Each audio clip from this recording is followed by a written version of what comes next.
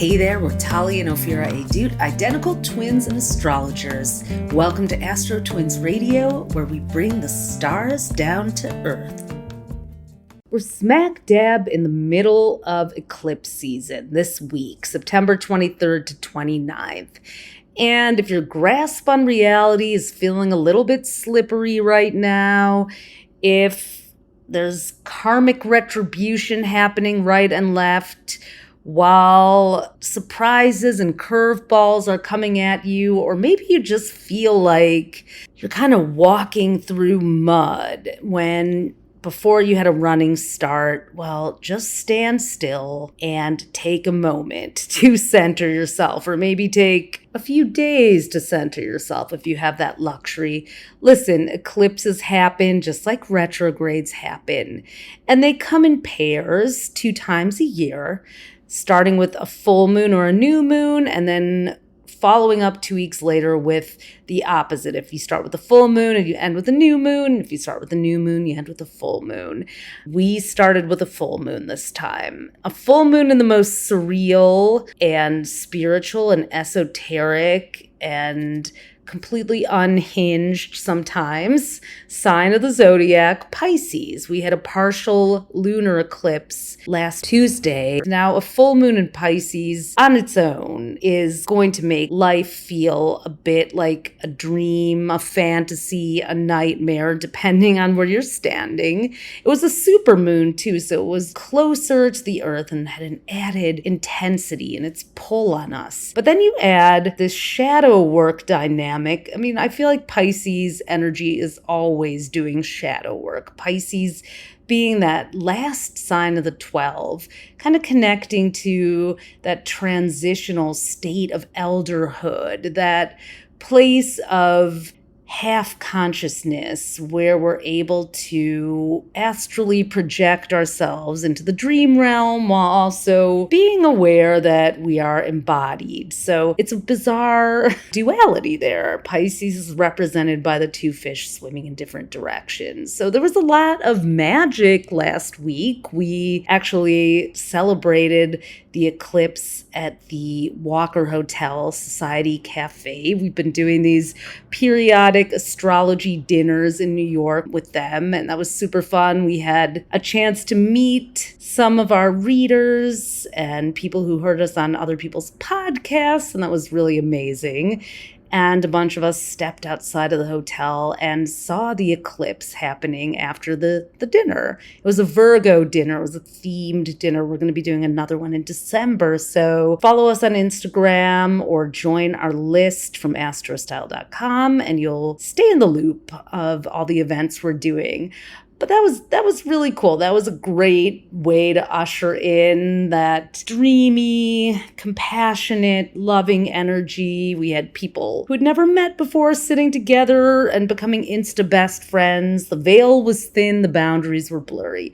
Now here we are a week later, and we're at that halfway point. So this was the first eclipse. I talked about this a bit last week, in a whole new series of eclipses on the Pisces and Virgo axis, because eclipses will come and they'll hit opposite signs for about 2 to 2.5 years. That's happening between now and February 2027. We're going to see a Virgo lunar eclipse next March, a Virgo solar eclipse in 2025 in September. But this is the only one in Pisces this year. The rest of them were rounding out this series that has been hitting the Aries Libra cusp since April of 2023. And that series finishes next spring with the Aries new moon in late March of 2025. Just dropped a whole lot of dates on you guys. Don't mean to make your head spin there, but maybe you're tracking me, but let me just tell you the big picture of this. So the Aries Libra eclipses have been all about war and peace. How can we fight for justice? How can we be angry and loving at the same time? How can we experience joy while also experiencing a sense of outrage? We've been balancing the two delicately, not always gracefully, but we're trying to figure this out. There's a whole lot of feelings going around, and there's going to be another jarring jolt for justice. That was a lot of alliteration there, but it fits. On October 2nd, we have the new moon in Libra, and that's going to be a solar eclipse. We had a solar eclipse last October as well, with the Libra new moon. That one happened on October 14th, about a week after October 7th, exactly a week after, and the fighting and killing is still going on a year later. So will this October 2nd eclipse resolve that? It's not looking like it, with the war now starting between Lebanon and Israel. Until this eclipse series ends with the March 29th, 2025 supermoon, new moon, Aries solar eclipse. We may just keep seeing this go on and feel helpless about it, yet also unsure about all the layers and the secrets and the very shrouded eclipse energy around that situation. The surprise attacks on every side have been very much in alignment with the way eclipses work. And it's scary. It's scary to be part of that. It feels surreal to be far away from that. And for those of us who have family in the Middle East, extra terrifying and just a heartbreaking mess. I do think that the Pisces eclipse is bringing a new sense of compassion in, however, and healing. Pisces and Virgo are a different energy than Aries and Libra. So as this new Pisces eclipse series starts to weave its way in, we will see people saying enough's enough in ways that maybe can make a difference. But there's still a lot of secrecy and esoteric energy going on, and that is going to continue and find its way in our personal lives too. There was shocking information about P. Diddy coming out. I mean, no idea of the levels of insanity this Pisces eclipse has unveiled for Sean John himself. I mean, it's just crazy. But that's kind of that karmic retribution that Pisces brings too. So these are the secrets, the veils that eclipses can lift. And we're in Libra season now, so justice is coming, justice for all. People are going to start showing up with the receipts this week, and not just because of the eclipses. They're getting some momentum behind them as Mercury, the planet of communication and mental chess, spends its last week in Virgo. On Thursday, it moves into Libra, which is going to make us all a lot more diplomatic. But before it does, it's in Virgo. It's auditing every single part of our lives. And it's getting back up from the three outermost planets. It's going to form a trine to Uranus and Taurus, and a trine to Pluto in Capricorn. Now, trine is this flowing energy. They're all in earth signs. We've got Mercury in Virgo trining Uranus in Taurus. And Uranus is a planet of surprises, sudden change. So there's going to be some black and white facts that maybe come out, or some surprising requests, some surprising things around money happening too with Uranus and Taurus.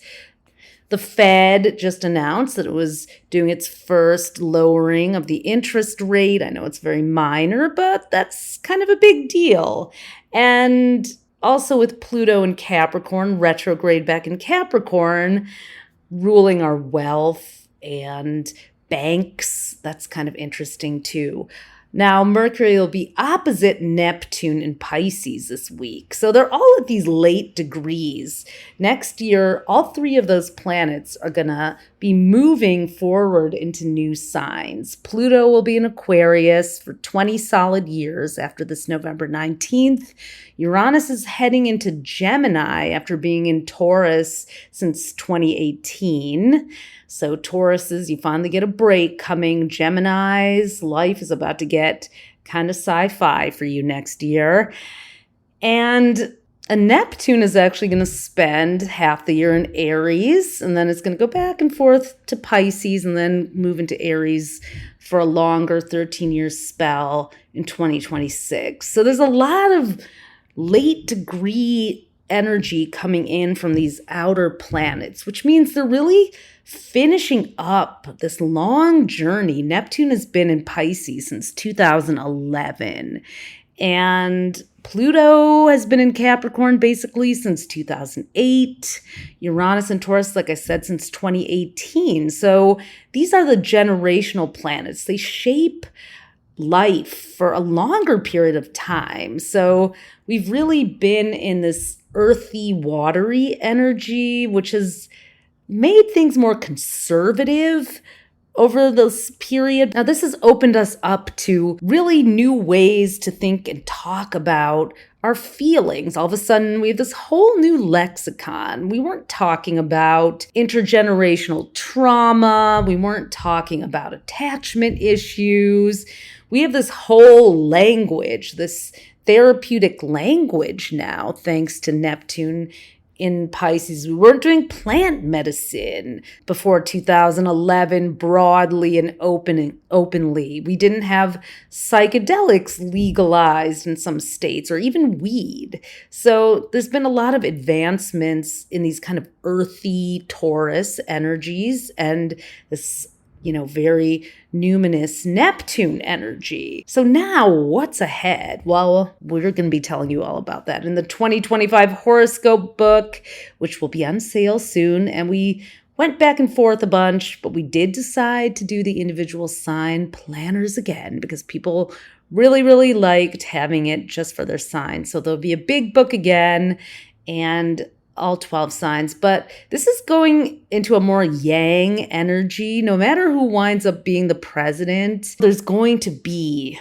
half of the country that's going to be very unhappy. Now, the last time Neptune was in Aries was during the Civil War. The Civil War was from 1861 to 1865, and Neptune went into Aries in 1862. So it was kind of in the exact same place it's in now. And this was the very last time that happened. Neptune was at those late degrees of Pisces in 1861 when the Civil War began, and it moved into Aries in 1862, and while it waged on for the next 3 years. So some might say we're already in a civil war. War doesn't have to look like bayonets anymore, and cannons.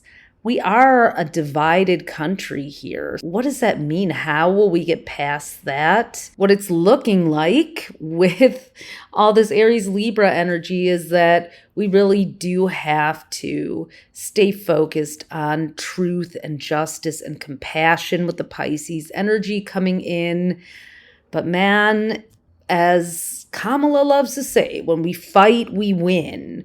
But fight is a word. She's a Libra. She's not afraid to say the word fight. She's a Libra with an Aries moon. So her sun and moon are actually right on time for this eclipse series. Donald Trump is a Gemini with a Sagittarius moon. So he doesn't have the same eclipse energy hitting for him, but he does have Jupiter in his sign. And I talked about this a little bit on an Instagram. Jupiter was at 20 degrees Gemini during the debate, and it's turning retrograde in about a week and a half. It's going to be back at 20 degrees Gemini on election day, which is crazy. But that's not even the craziest part, because Donald Trump was born with Jupiter at 20 degrees Gemini. Now, this guy is Teflon. He truly has the most dumb, insane luck. He's protected by I don't know what, But it seems like here's Jupiter, which exposes, but it also brings luck. Jupiter returns, though, will shine a light on the truth. My sense was whatever was said or exposed during the debate would be a seminal part of what informed people's voting decisions on election day here in the United States. But Jupiter being retrograde on election day could mean that one thing, like accusing Haitians of eating dogs and cats, which is reprehensible, could be a factor that makes people say, hell no, and switch over. Or someone doesn't like Kamala's laugh, or they don't like that she's a woman, or that she didn't answer clearly on Gaza, and that is a determining factor. But the flip-floppy nature of Gemini in and of itself says to me that whatever the results are, they're probably going to be questioned and torn apart. And I wish, just like I wish I could pick a winning lottery number that I could call for sure who was going to win the election. People keep asking. I feel like we have to get through eclipse season first. But one thing I would say is just try to keep your cool right now this week. Thank goodness we have a waning quarter moon in Cancer. So go inward, nurture yourself. Give yourself a media break if you are just overloaded by everything. Quarter moon in Cancer is a great time to join a cause that supports women. Cancer is a guardian of women, the mother sign, the divine feminine. Support women, support women's rights, support women's health, empowerment. Talk to the women in your life so they understand what's at stake for them if they are a voting age. There's a lot of mythology going around. This is a time, one thing about Mercury and Virgo, if you don't understand fully what's happening with politics and the news, because it's confusing and complicated. There's a lot being thrown out there. Well, Mercury and Virgo until Thursday can really help you do some research and dive deep. But don't be surprised if you find some conflicting things, so check your sources as well. And when Mercury goes into Libra on Thursday, it is going to bring a more harmonizing energy, which will be a bit of a relief. We have Venus in Scorpio since last week, and Mars in Cancer. So there is watery energy, water everywhere. And that bodes well for finding supportive people, having those deeper conversations, and giving yourself that time and nurturing, like I said, that attention, paying attention to your personal life, spending time with family, making sure that your home feels restful, because the outside world is kind of crazy right now, and we all need to make sure that we're restoring ourselves and hanging on to our peace, especially with eclipse season. So while you're in this corridor, this eclipse corridor, keep a journal, write down those shadowy thoughts that come up. Just get them out of your head.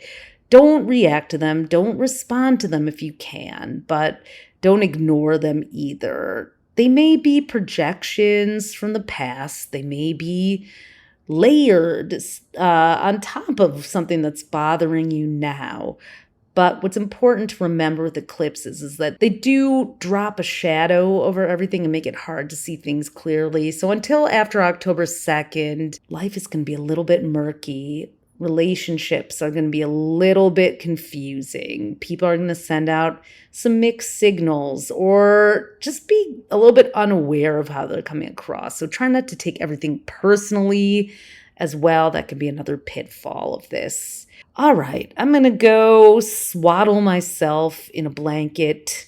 It's starting to feel like fall a little bit here in New York. I'm visiting this week and next week. Oh, and if you happen to be here, make sure you go to astrostyle.com/events, because we are doing a book party with our friends at Honeybrains, October 1st from 5 to 7 p.m. Honeybrains in the Flatiron District on 22nd. And how do I describe Honeybrains? It's a brain and body bar. All their food and drink is made to boost your brain power with omega-3s and raw honey, and you can come and learn and try different drinks. They have an amazing food menu too, so it'll be an after work hangout. We'll be there signing books and mingling, so come on by. Go to astrocell.com/events. We'll put that in the show notes so you can join us if you happen to be